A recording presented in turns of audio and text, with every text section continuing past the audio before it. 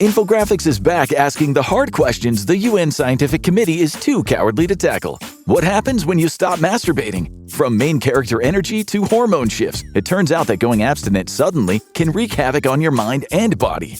But to find out how bad it is, we're tasking your favorite lab rat with his hardest, longest, most rigid experiment ever. And once more, we've recruited his girlfriend, all in the name of science. Experiment start. Alright, someone at the Infographics show has a special place in the deepest depths of hell. Recently, I was the unwitting subject of a what happens when you stop having sex experiment, with producers recruiting my girlfriend to cut me off cold turkey. Now I'm in on the experiment, but they've not just recruited the girlfriend, they have full-blown gone diabolical.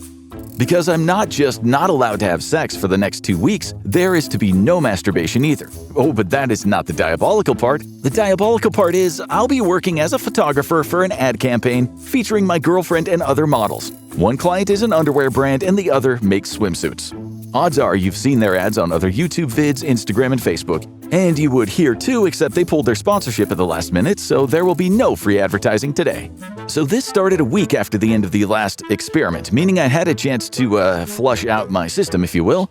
With the 2 weeks starting on a Monday, I made sure Sunday night included vigorous cardio, but that abstinence hit hard come Monday morning. If you regularly work out, you'll know that exercise is a surefire way to get your libido going. The girlfriend and I work out together every other morning, and this time she decided to wear her tightest fitting workout gear. She even kicked the treadmill up several notches to get extra sweaty. I wasn't the only person to notice that she looked like she was smuggling 2 Christmas hams in her workout shorts, 2 delightfully bouncing, perfectly rounded Christmas hams. But for the first time, I was a helpless observer, just like the rest of the world. I was practically gnawing on the steering wheel on the drive home from the gym, and rather than go to the bathroom to undress like some normal person, she decided to just strip off her sweat-soaked clothes the moment we got in the door and then head off for her shower. Which we usually share, but not today because Infographics had shut down my sex life for 2 weeks. Look, I'm as mortal as any of you, and naturally the first thing I immediately wanted to do was run off and polish my flight stick. But that'd be against the rules, and here's where the first effect of no masturbation started to hit me: anxiety. It sounds weird to say that not masturbating can make you anxious, but it's a different type of anxiety from, say, people who are afraid of dogs experience when walking by one. It's more like a buildup of extreme amounts of sexual energy that has nowhere to go. Your chest can get a little tight, your face gets flushed, and with some people you can even get a croaky voice, which is normally a surefire indicator that someone is very turned on around you. But if you aren't progressing to the next logical step, it's like fire in your veins. At that point, literally everything makes you horny, which only makes it worse. I went to the closet to pull out the slacks I was gonna wear, and I caught sight of a little red dress the girlfriend likes to wear on special date nights. It's very low cut in the front, clinging to and revealing her very perfectly spherical dairy cannons, and high cut at the bottom, so high that one wrong move and she is in danger of showing cheek. She bought it specifically to drive me crazy, and right now, I'm not ashamed to admit that I nearly broke my commitment to my employer and had sexual relations with a dress. Fleeing from the bedroom and the sound of her in a steamy hot shower, I ran to the kitchen and I did the only thing I could think of. I stuck my head in the freezer, and then I washed my hands in as cold of water as the tap could manage, and you know what? It worked! When you're all fired up, your brain is flooded with sex chemicals until something unpleasant happens that can shock you instantly to override them, replaced by emergency chemicals your body releases in stressful situations. See, your brain knows that when you get horny, you become a very stupid ape with a very specific goal in mind, and nothing else matters. But evolution needs you to survive, which is why it built in a sort of safety mechanism. Imagine it's about 1.5 million years in the past, and you are one of humanity's earliest ape-like descendants. You are about to get some prime A Homo erectus booty, some of the nicest nice in the entire savannah. Your brain is flooded with sex hormones and chemicals. Dopamine increases your sense of motivation and sensations of pleasure. Norepinephrine increases your sense of sexual arousal, as well as your ability to focus and sense of energy, which is why you become so single-minded, by the way. Oxytocin and vasopressin, meanwhile, make you feel a sense of attachment with that lovely upright relict hominid that you're about to desecrate the grasslands with. All of this is creating the infamous sex fog, and it's giving you the reverse of attention deficit disorder. You've got attention surplus disorder, and all of that attention is fully on the primate strange you're about to get. But then there's a rustling in the grass, And you've evolutionarily learned to associate that with Dinophelus or the saber-toothed cat. Luckily, your brain releases a chemical soup including epinephrine and norepinephrine. The epinephrine, or adrenaline, works together with the norepinephrine you already have in your system to shift your attention to survival, making you forget all about the monkey clam that you were on the verge of claiming. The rush of cold water can create a milder version of this same chemical reaction, as it shocks the body and the brain responds with a massive "what's going on here?" and "could it be trying to kill me?" The feeling that you get after that is what's famously known as post-nut clarity, which, by the way, there is no scientific term for. It really seems like there should be. With my emotions under control, I banished the harlot in my bedroom from my sight by literally covering my eyes and rushing into the bathroom for a very cold shower.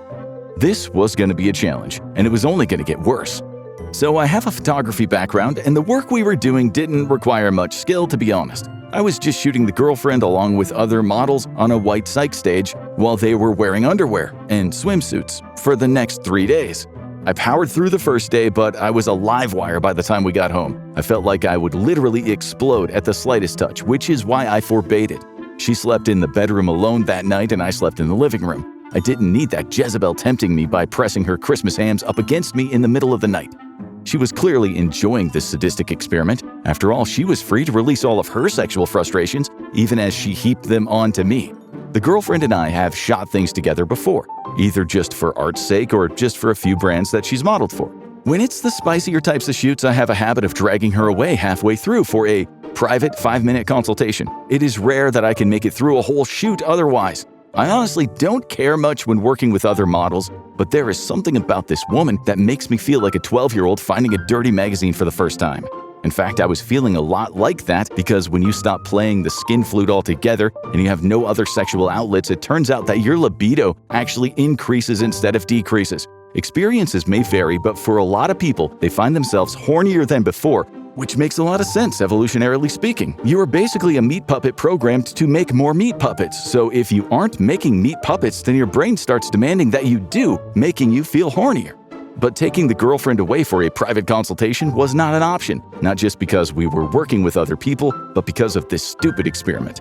So I learned to take frequent bathroom breaks and basically just hold my head under the tap with the water on cold. I tried splashing water on my face, but I was in too great of a need. The only thing that helped was fully dunking. I started feeling like a teenager again. Even the motion of the car going over bumps was starting to get my attention in unhealthy ways. And at home, the girlfriend was not helping. She was doing things not fit for YouTube, things that would have gotten her burned at the stake 400 years ago. These feelings were sort of like a wave, though, and by the end of the first week, I actually felt better. I got a crazy sense of focus and worked on several new scripts.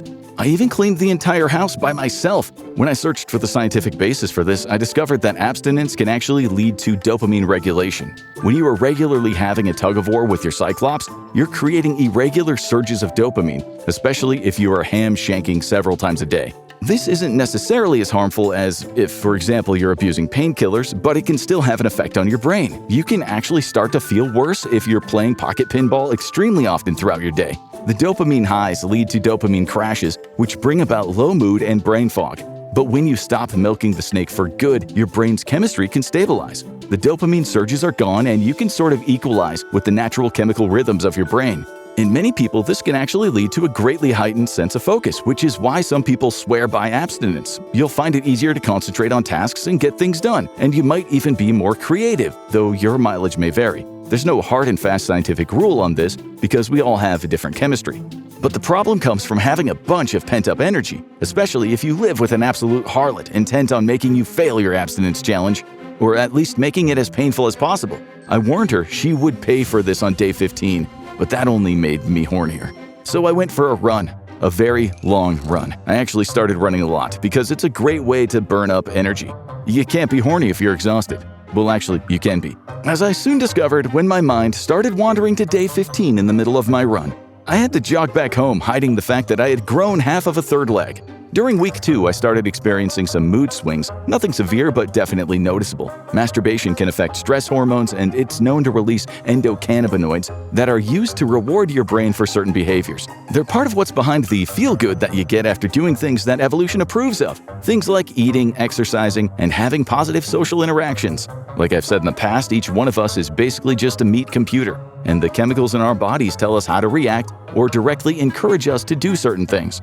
How much free will do you really think you have when your body rewards you with feel-good chemicals for doing something good for you? It's part of what drives animal behavior, and it's led to evolutionary success for many species. After all, if an animal is rewarded by feeling good by doing certain things, then it's good to keep doing them. The trick was for evolution to tie the release of feel-good chemicals with the right things. I wonder how many species didn't survive because their brain was wired to reward them for running off of tall cliffs. You should be grateful. You're the product of a lot of failed, very stupid chemistry. After reaching out to an academic contact of mine, I discovered that my mood swings were actually being driven by more than just a lack of sex or masturbation. Like we've discussed, during sex, your brain releases chemicals like oxytocin and dopamine, which are critical for bonding. Oxytocin has the nickname the love hormone, and it helps you feel trust and closeness with a partner. The dopamine heightens the pleasure of those feelings, further strengthening that sense of real loving intimacy that sex can create in the right context. And it is all about context. If you have sex with someone that you don't love or care for, odds are no amount of oxytocin is going to convince you otherwise. But when you have sex with someone you care for, this powerful drug cocktail can be as addictive as a drug. That was my problem. It wasn't just that I was producing these chemicals through sex or masturbation, it's that I've been cut off from that very physical and psychological sense of intimacy with the person I loved the most in the entire world. With a deep enough bond, even masturbation can produce part of that real effect, and I wasn't even getting that. Cut off from a physical sense of being loved was kind of tanking my mood. If you've gone through a breakup with someone you deeply loved, it's a very similar effect. Thankfully, this was milder because I knew this was temporary, but it was interesting to see how very real an effect that it was having. The 2 weeks were rough, but it showed me there's some very real benefits to abstinence. It also showed me that me and the girlfriend are bonded on a deeper level than I'd ever realized. My brain's chemistry literally needs her in my life. Without her, I'm not just a lesser man, my brain doesn't work right, and I have the science to prove it. Now go watch What is Sex Addiction? Or click this other video instead.